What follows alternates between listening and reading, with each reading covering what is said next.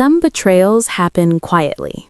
Others happen behind closed doors, but mine happened at the dinner table, under the soft, golden lights of our Manhattan apartment, while a stranger sat in my chair. My husband smiled like everything was normal. Then he said the words that ended 12 years of marriage. "This is Alina, and you should probably get used to seeing her around." I thought that moment would be the worst night of my life, but seconds later, my phone rang, and the call changed everything. Before I begin my story, a story of betrayal, and how I one day chose myself, I ask you to support this channel. Please subscribe and hit the like button. It helps stories like this be heard. And write in the comments what city or country you are listening from. It always warms my spirit to see how many of us there are. And now, enjoy the story. The apartment smelled like garlic butter and rosemary. It was Victor's favorite meal: roasted chicken, creamed potatoes, grilled asparagus. For 12 years, I had cooked it whenever he looked exhausted after work, and lately, he always looked exhausted. Or at least, that's what he said. My name is Marina Hale, and that night started like any other evening in our apartment, overlooking the Hudson River in New York. Calm, predictable, safe. Until Victor texted me at 4:32 p.m. "We're having a guest tonight." That was it. No explanation, no details. Victor worked in venture capital, and dinners with clients happened often, so I prepared. Candles on the dining table, jazz music playing softly in the living room, 2 wine glasses ready. Then I paused. If there was a guest, I needed 3, so I placed a 3rd glass beside them. Funny how small decisions sometimes lead you straight into disaster. The front door opened at 7:18 p.m. Victor walked in first. His tie loosened, his expensive coat draped over one arm. But he wasn't alone. A woman stepped inside behind him. She was young, much younger than me, tall, long black hair, a deep emerald dress that shimmered under the hallway lights. She smelled like expensive perfume, the kind of scent that lingers in the air long after someone leaves. Victor didn't look nervous. He didn't look guilty. He looked calm, too calm. "Marina," he said casually, "this is Alina Voss." The woman smiled, not shy, not awkward, confident, like she had been expecting this moment. Then Victor said something that made my stomach twist. "You'll probably be seeing more of her." For a second, I thought I'd misunderstood. "What?" I asked quietly. Victor walked past me into the dining room like nothing strange had happened. Alina followed him. She looked around the apartment like she was inspecting it. The paintings on the walls, the marble kitchen island, the skyline outside the windows. And then she sat down, in my chair, the seat I had used every night for 12 years. My hands tightened around the edge of the kitchen counter. "Victor," I said slowly, "what is happening?" He poured himself wine, calm, relaxed, almost bored. "I didn't want to do this dramatically," he said, "but honesty is better." My chest tightened. Honesty about what? Victor leaned back in the chair, and then he said it. "I'm in love with Alina." The room went silent. I stared at him, waiting for him to smile, waiting for him to laugh, waiting for him to say it was a terrible joke. But Victor didn't laugh. Alina simply took a sip of wine, the same bottle I had opened 10 minutes ago. "We didn't want to hide anymore," Victor continued. "We've been together for 8 months. 8 months. While I had been planning anniversary dinners, while I had been supporting him through late work nights, while I had believed every word he said. 8 months. The number echoed in my mind like a hammer. My voice came out thin. "And you thought dinner was the right time to tell me?" Victor shrugged. "You're strong, Marina." Alina nodded slightly. I told him the same thing. Something inside me broke. Not loudly, just quietly, the way trust shatters when it finally realizes the truth. I looked down at the dining table. 3 plates, 3 forks, 3 glasses, like I had unknowingly prepared dinner for my husband and his mistress. Victor picked up his fork. "Well," he said casually, "we might as well eat." And that's when my phone rang. The sound cut through the room like thunder. Victor frowned. Alina looked curious. I glanced at the screen. Unknown number. Normally I would ignore it, but something inside me said, answer it. So I did. Hello? A calm voice replied, Is this Marina Hale? Yes. This is Jonathan Pierce, senior attorney from Pierce and Calloway Law Group in Chicago. Victor looked up suddenly. I'm calling regarding the estate of Arthur Whitlock. My heart skipped. My Uncle Arthur. I hadn't spoken to him in years. I'm sorry to hear that, I said slowly. There's something important you should know, the lawyer continued. Victor had stopped eating now. Alina leaned forward slightly. Mr. Whitlock named you as the sole heir in his will. My breath caught. What? The lawyer's voice remained calm. You are now the owner of Whitlock Global Ventures. Victor blinked. What? He whispered. The lawyer continued.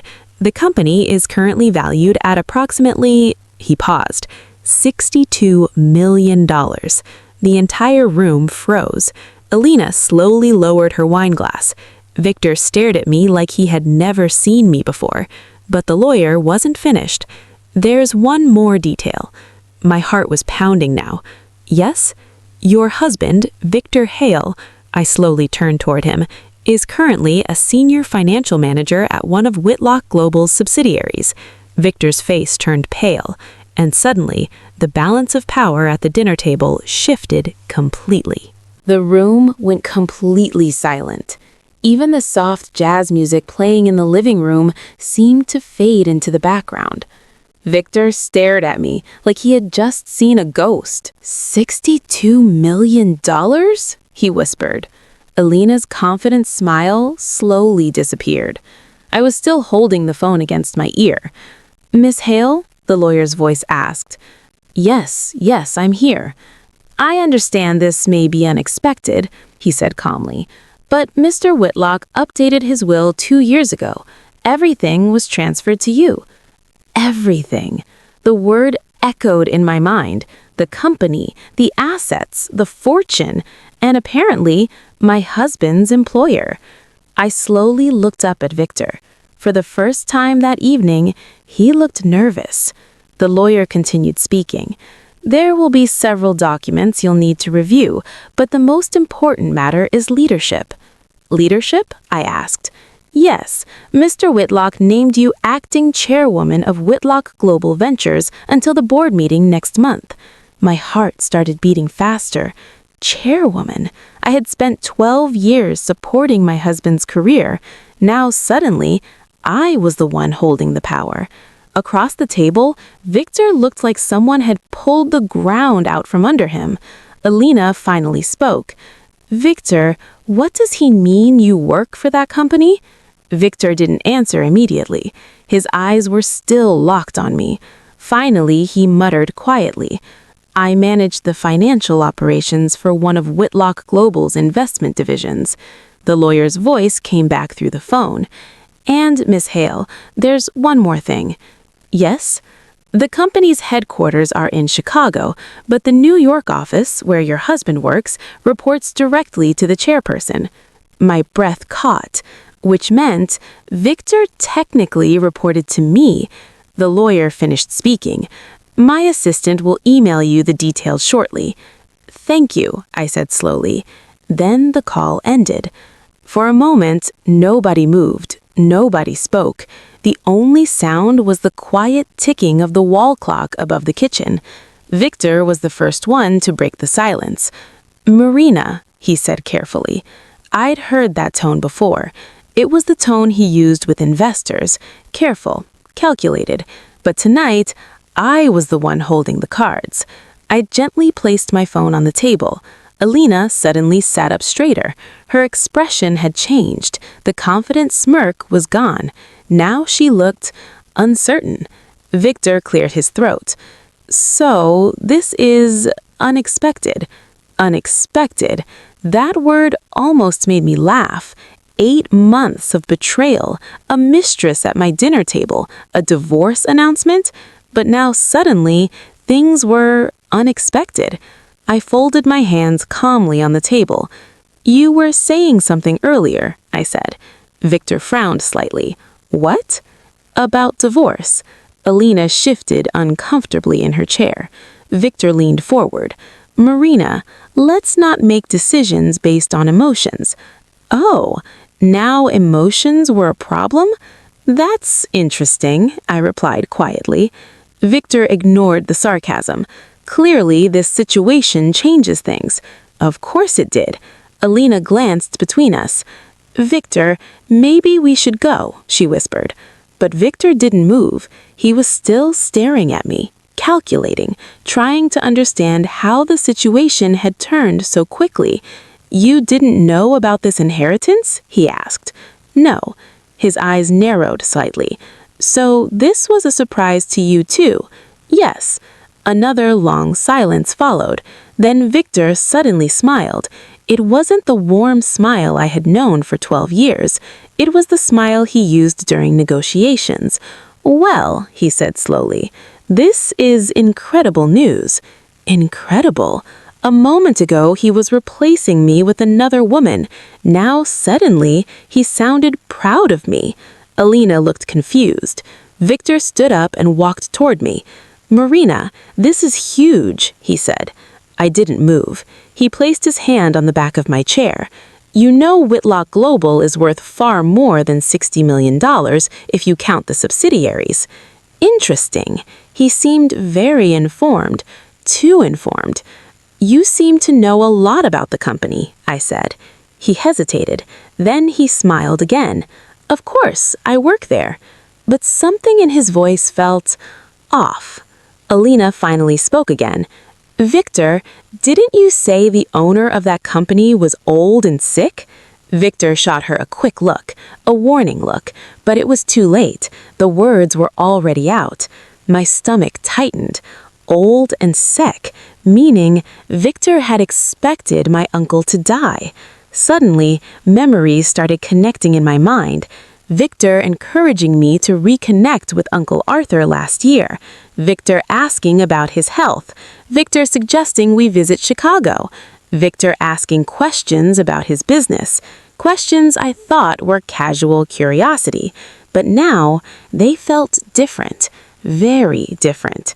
Victor noticed the change in my expression. What? I asked. I tilted my head slightly. You knew about my uncle's company before tonight. He hesitated. Of course I did. No, I said calmly. You knew more than that. The room went quiet again. Alina looked between us nervously. Victor exhaled slowly. Marina, you're overthinking this. Was I? Or was I finally seeing the truth? I stood up from the table. For the first time that evening, I felt completely calm, strangely calm.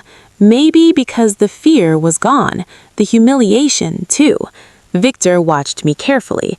Where are you going? He asked. To get some air. Alina quickly stood up. We should probably leave. Victor didn't respond. His eyes were still following me. Marina, he said again. Yes? We should talk about this. I looked at him for a long moment. This man had just announced he was leaving me, but now suddenly he wanted to talk. I agree, I said quietly. Relief flashed across his face. But not tonight. Victor frowned. What do you mean? I mean, I said calmly, you brought your mistress to dinner to tell me you were leaving. Alina flinched slightly. So tonight, you should probably finish what you started. Victor's jaw tightened. You're being dramatic. No, I replied softly. I'm being clear. The air between us felt different now. He could feel it too. The power had shifted completely. Alina picked at her purse nervously. Victor, we should go. Victor finally grabbed his coat, but before leaving, he looked back at me. Marina, tomorrow we need to talk. His voice was serious now, businesslike. I nodded. Yes. He hesitated for a moment. Then he added quietly, You know this changes everything. I met his eyes. No, Victor, I said slowly. It only reveals everything. He didn't answer. He simply turned around and walked toward the door. Alina followed him quickly. The door closed behind them, and suddenly, the apartment was silent again. The candles were still burning on the table. The dinner I had cooked was untouched. 3 plates, 3 glasses, 3 lives that had just collided. I walked slowly to the window overlooking the Hudson. The city lights shimmered across the water. My phone vibrated again. A new email from Pierce and Callaway Law Group. Subject line, Whitlock Global Ventures, ownership transfer documents. My hands trembled slightly as I opened it. Page after page of legal documents appeared. Assets, board members, investment divisions, and then something caught my eye. A report from the New York financial office, Victor's office. Attached to the report was a note from the lawyer. You should review the New York division carefully. Your uncle had concerns about some recent financial irregularities. Irregularities? My heart started beating faster again. I scrolled through the report. Numbers, transactions, investments accounts. Then suddenly, I saw Victor's name, signed under several approvals, large approvals, millions of dollars moving through different investment channels. But one transaction stood out, because next to it was a red flag, pending investigation. My breath caught. Was Victor involved in something illegal? And if he was, did he know that I now owned the company investigating him? At that exact moment, my phone rang again, another unknown number. I answered cautiously. Hello? A woman's voice spoke urgently. Miss Hale? Yes? This is Rachel Donovan from Whitlock Global's Internal Audit Department. My pulse quickened. I'm sorry to call so late, but after learning about your uncle's passing and your new position, her voice lowered slightly. There's something you need to know about your husband. My heart skipped. What is it? She hesitated. Then she said the words that made my blood run cold. Victor Hale may be involved in a multi-million-dollar financial fraud investigation. The room felt like it tilted, but Rachel wasn't finished. And, Miss Hale? Yes? If what we suspect is true, she paused. Your husband might be facing prison time. I slowly looked at the empty chair where Victor had been sitting minutes ago, the man who had just tried to... I barely slept that night. The city outside the window never really slept either. New York hummed quietly beneath the darkness. Cars passing, distant sirens, lights glowing in high-rise windows.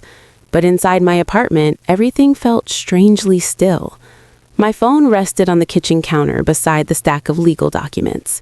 The words from the audit officer echoed again and again in my mind. Multi-million-dollar financial fraud. Your husband might be facing prison. Victor, the man I had spent 12 years trusting, the man who had just sat across from me with his mistress and calmly ended our marriage.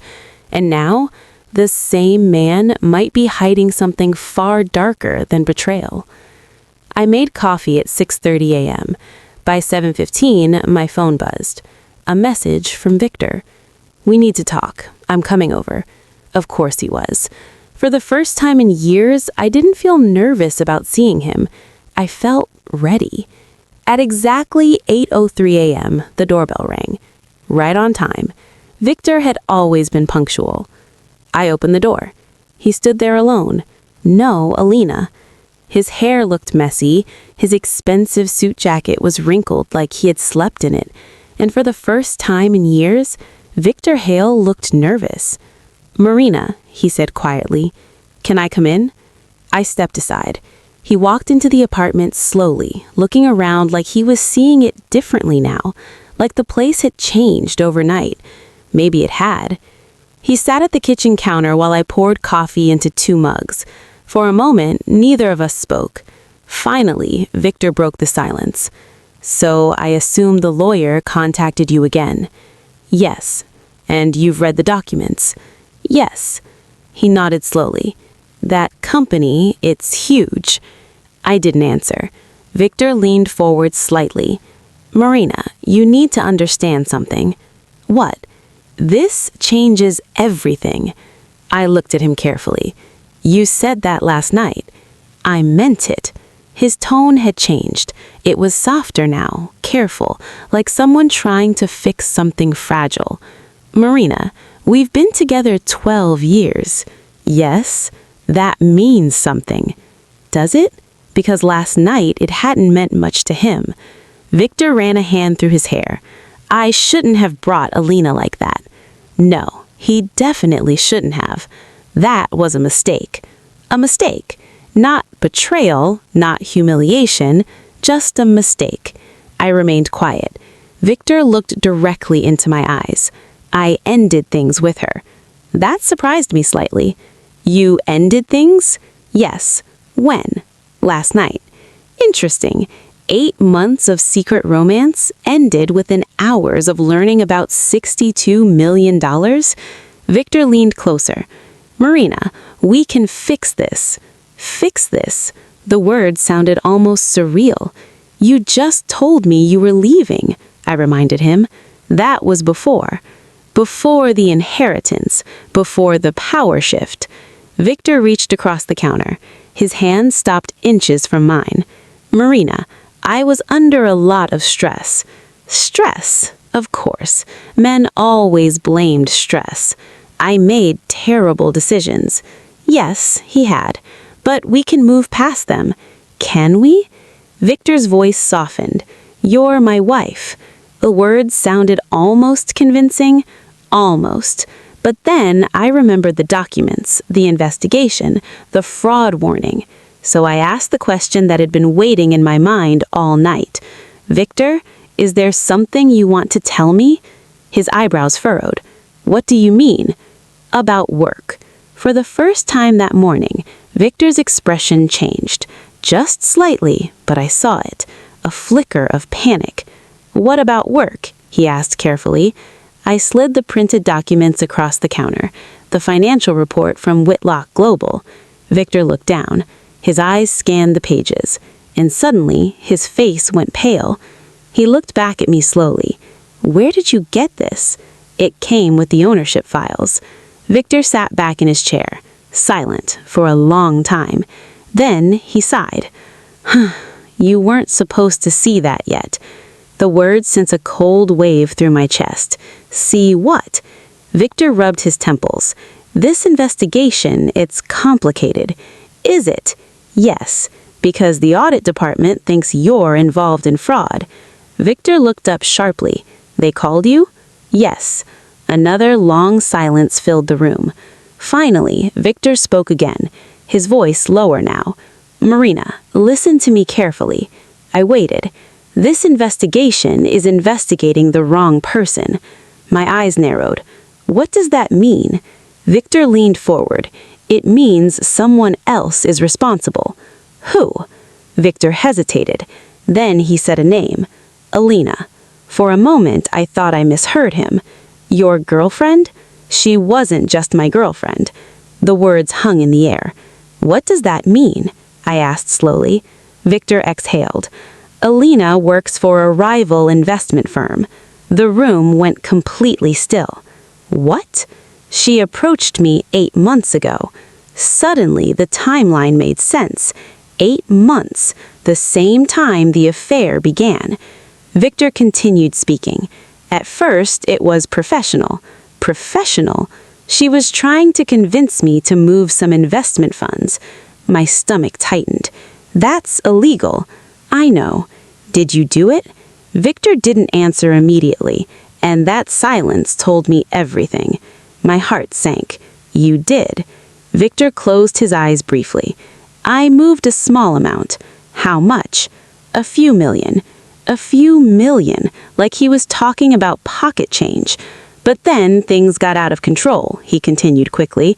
She kept pushing for more. And you kept agreeing? I didn't know how to stop. So instead, he continued the affair, continued the fraud, continued the lies, until everything collapsed. Victor looked at me desperately. But listen, I can fix this. How? You control the company now. There it was, the real reason he came back. If you shut down the investigation, my chest tightened. None of this has to become public. I stared at him, the man I had loved for 12 years, the man who had just asked me to hide a crime. You want me to protect you? Yes. You want me to ignore fraud? Yes. You want me to risk prison? Victor shook his head quickly. No, it wouldn't go that far. How do you know? Because I would make sure it doesn't. The confidence in his voice made my stomach turn. Victor leaned closer. Marina, we're married. Yes. That means we protect each other. Protect. The word felt almost insulting now. I slowly stood up. Victor watched me nervously. What are you doing? I walked to the window and looked out at the river. The city was bright now, morning sunlight reflecting off the water. For 12 years, I had built my life around Victor, his career, his success, his happiness, and in return, he had replaced me with someone who helped him steal millions. I turned back toward him. Victor's eyes searched my face anxiously. Well, he asked. Well, what? Are you going to help me? For a moment, I didn't answer. Then I walked back to the kitchen counter, picked up my phone, and dialed a number. Victor froze. Who are you calling? The phone rang once, twice, then someone answered. Rachel Donovan, Internal Audit. Hello, Rachel, I said calmly. Victor froze. I'd like to schedule a meeting today. His face drained of color. Rachel responded immediately. Of course, Ms. Hale. Bring the full investigation file. Understood. And Rachel, yes? I believe I now have a witness statement. Victor whispered urgently. Marina, don't do this. I ignored him. Mr. Victor Hale is here with me now. The silence on the other end was immediate. I see, Rachel said carefully. Should we notify legal? Yes. Victor grabbed my arm.